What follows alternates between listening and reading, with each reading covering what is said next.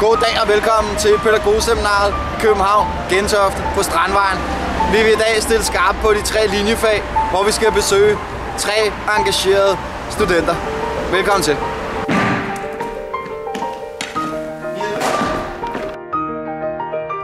Her på skolen er der 3 ting, der gælder. Det er sundhed, krop og bevægelse.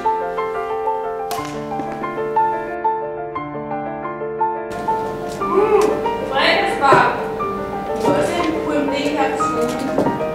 UMD, udtryk, musik og drama. Se her. Der er en 4. Der er 3 ting, der tæller på skemaet. Det er værksted, det er natur og det er